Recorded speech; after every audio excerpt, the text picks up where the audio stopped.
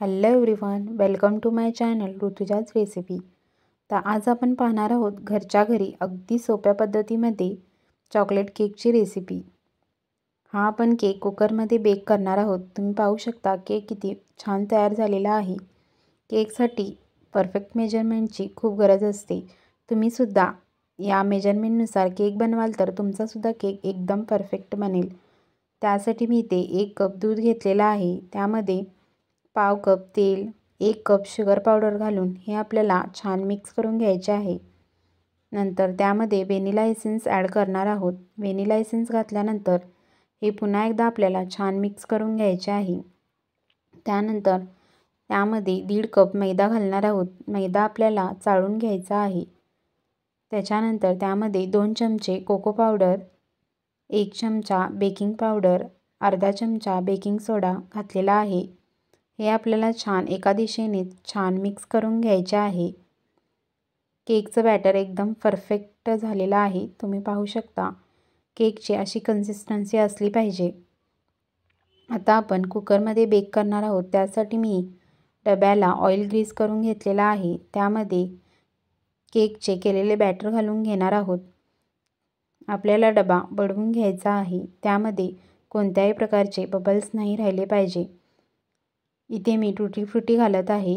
आपण केक कुकरमध्ये बेक करणार आहोत। त्यासाठी मी कुकरमध्ये मीठ घालून त्यावरती बाउल ठेवून कुकर 10 मिनिटं प्रीहीट करून घेतलेला आहे।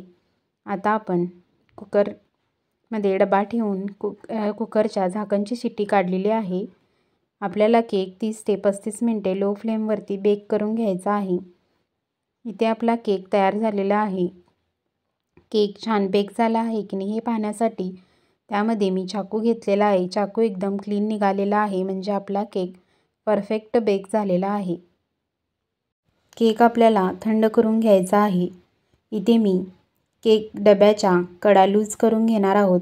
त्यामुळे आपला केक इझिली निघतो। तुम्ही पाहू शकता इथे किती स्पॉन्ज किती मस्त तयार झालेला आहे। केकला डेकोरेट करण्यासाठी मी त्यावरती चॉकलेट गनाश घेणार आहोत। चॉकलेट गनाशची रेसिपी ऑलरेडी मी शेअर केलेली आहे। तुम्ही पाहू शकता इथे मी केकवरती पूर्ण चॉकलेट गनाश ओतून घेतलेला आहे। त्यावरती आपण चॉकलेट ग्रीट करून घेणार आहोत।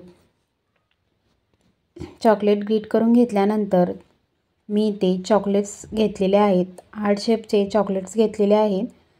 आता आपला केक तयार आहे। हा आपण केक फ्रीजमध्ये सेट करण्यासाठी ठेवणार आहोत। इथे आपला केक सेट झालेला आहे। तुम्ही पाहू शकता किती इझिली केक कट होत आहे। केक अगदी मस्त झालेला आहे।